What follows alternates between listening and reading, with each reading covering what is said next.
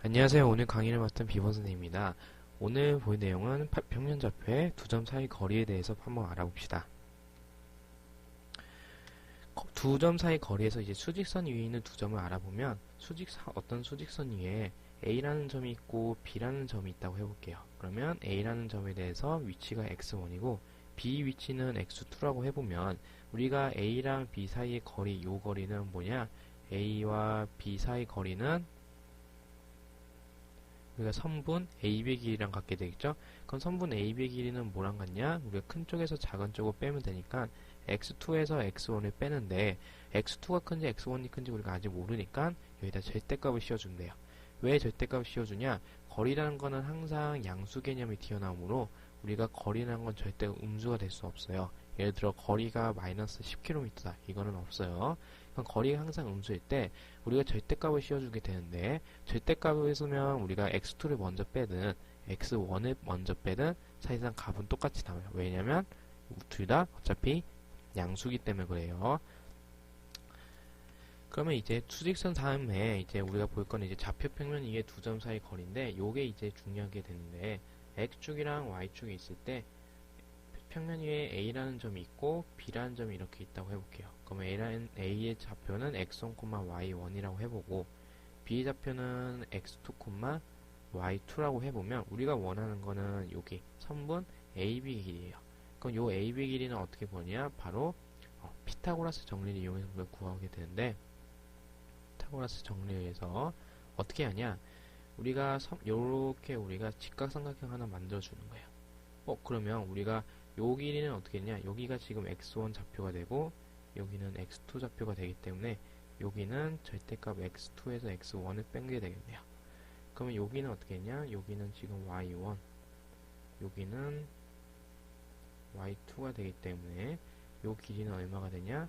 y2에서 y1 뺀 거에다 절대값 치운 게 되겠죠? 그러면 우리가 요 밑변 길이 알고 높이 알기 때문에 우리가 빗변 길이가 나오겠네요.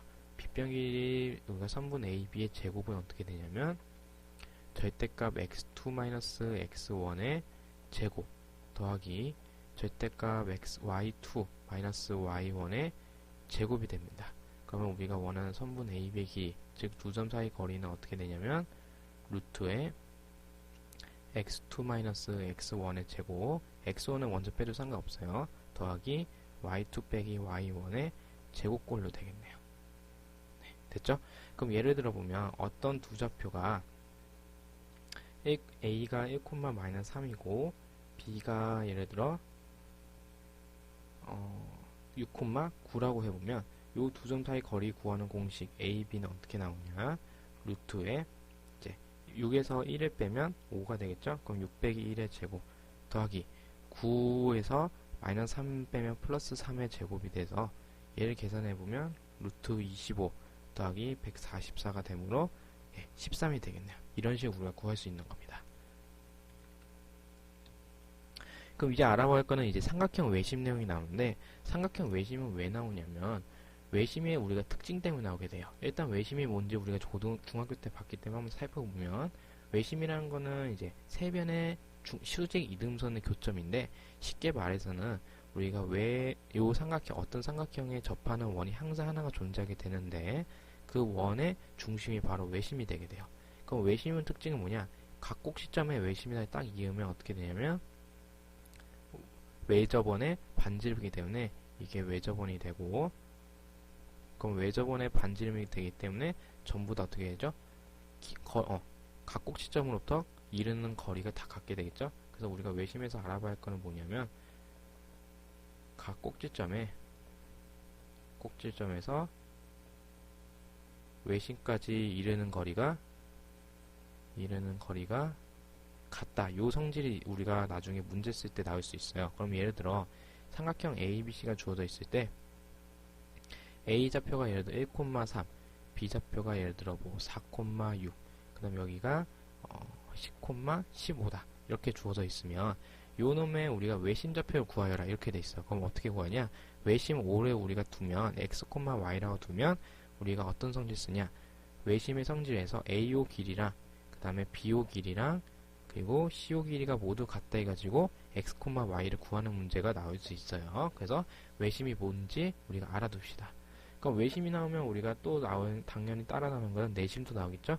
그럼 내심은 우리가 뭔지 한번 복습해보면 세각의 이등분선의 교점이어가지고 쉽게 말해보면 삼각형에 이제 내접하는 원이 하나 생기는데 그 내접원의 중심이 바로 이제 내심 이렇게 되게 됩니다. 그럼 한번 예제 문제를 보면 이제 요 놈의 예제 문제가 대표적인 문제인데 선분 길이 합의 최소값을 우리가 구하는 문제예요.